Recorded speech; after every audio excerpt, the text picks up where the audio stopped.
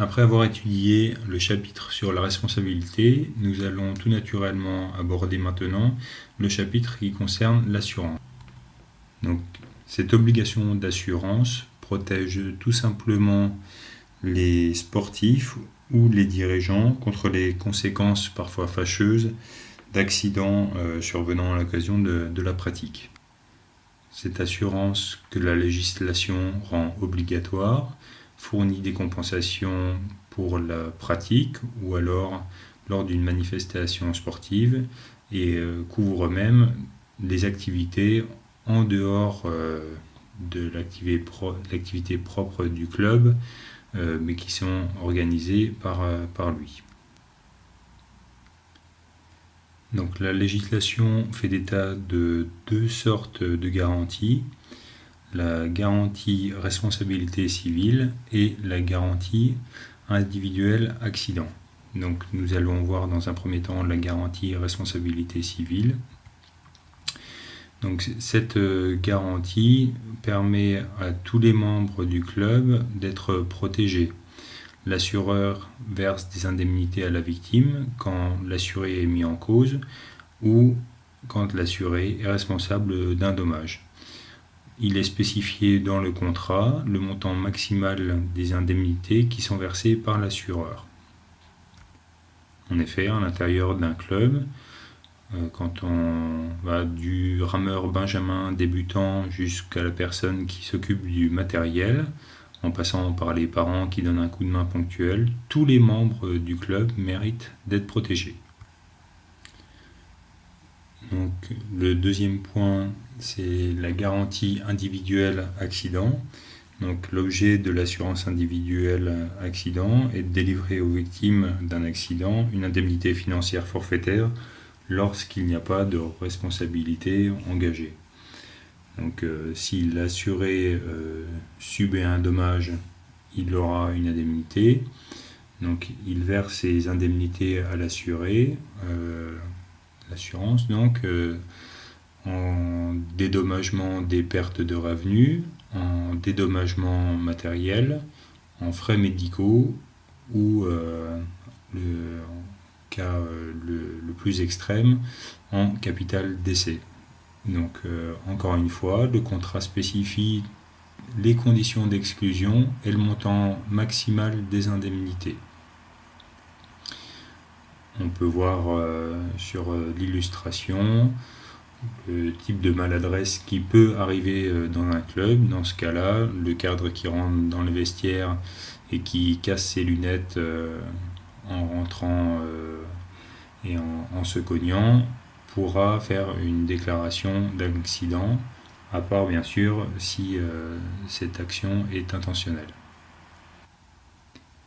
Nous allons voir maintenant tout ce qui concerne le contrat national. Donc, la fédération a choisi de souscrire un contrat auprès de la Maïf, dont on voit un extrait de ce contrat. L'affichage de ce contrat est obligatoire dans chaque club. Il est intéressant de vous questionner sur le fait de savoir si vous savez où se situe cet affichage. Donc, concernant les bénéficiaires des garanties, toutes les structures affiliées à la fédération bénéficient de ce contrat. Donc la fédération bien sûr, les régions, les ligues, les comités départementaux, les clubs et associations, les enseignants, etc. Et donc tous leurs licenciés bénéficient de ce contrat national. Donc après avoir vu les bénéficiaires des garanties, on va appréhender les différentes activités qui sont garanties. La première chose, c'est ce contrat national couvre la pratique de l'aviron partout où le club organise l'activité.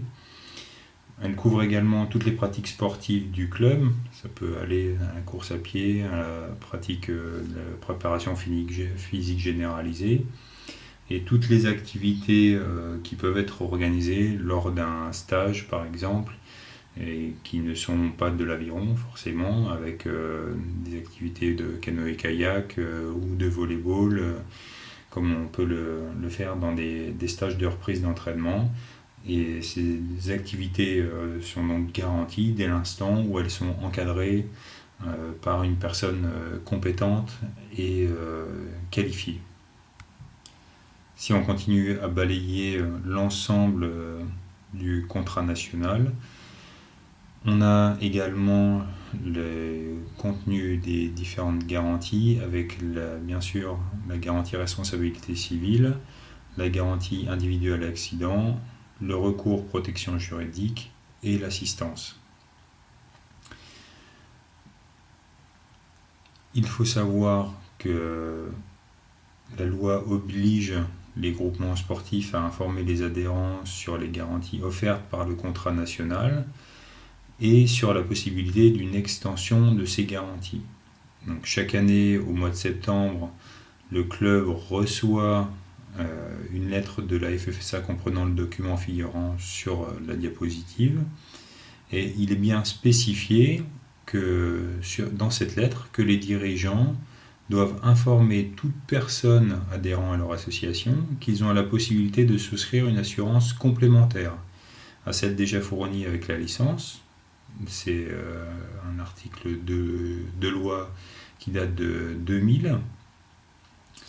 Et donc, ces adhérents ont la possibilité de souscrire une assurance complémentaire et qui ne soit pas obligatoirement à la Maïf. Bien sûr, ils peuvent choisir une autre compagnie d'assurance pour couvrir ces garanties.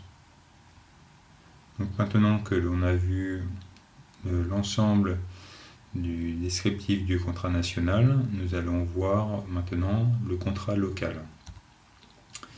À savoir que le club peut souscrire un contrat d'assurance pour son patrimoine auprès de toute compagnie d'assurance. Il n'est pas obligé de le faire à la Maïf. Et pour couvrir tout simplement les risques concernant son parc à bateaux, cela représente généralement une somme importante d'argent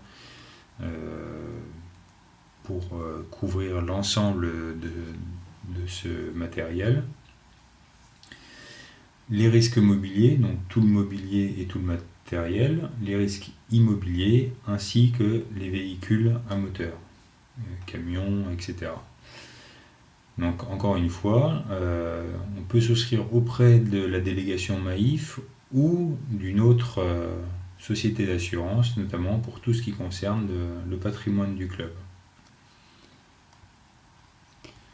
Concernant la licence, donc l'assurance liée à la licence est valable du 1er septembre au 31 décembre de l'année suivante. En fait, cette durée de validité un peu particulière permet en fait d'assurer la continuité de la couverture au cas où l'athlète change de club, entre dans une structure différente, et que pour effectuer ce tuilage de couverture d'assurance entre la prise d'une licence ultérieure.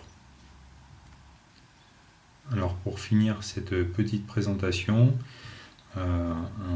quelques images pour sensibiliser au fait que, comme toute activité sportive, la pratique de l'aviron comporte des risques, et effectivement l'ensemble de ces photographies sont prises en situation réelle. Donc on a les risques concernant la navigation avec d'autres usagers, comme on voit en haut à droite. En bas à gauche, on voit une situation en compétition avec un bassin très agité où les bateaux coulent. Alors sur cette manifestation-là, il y avait un service de sécurité très efficace, étant donné que c'était un championnat du monde junior, donc il n'y a pas eu de problème, mais ça peut très bien arriver en d'autres cas. L'image très connue en bas à droite de la pointe de bateau qui traverse la jambe d'un rameur avec les boules de sécurité sur l'étrave, on diminue ce risque, mais ce risque est toujours présent. Donc effectivement, l'assurance sportive est nécessaire dans le cadre de notre pratique et il faut faire attention car ces situations n'arrivent pas qu'aux autres. L'assurance, les principes essentiels, être assuré et connaître les garanties de son contrat. Encore une fois, le contrat doit être obligatoirement affiché dans le club, le contrat garantie nationale que l'on a vu tout à l'heure de la Maïf.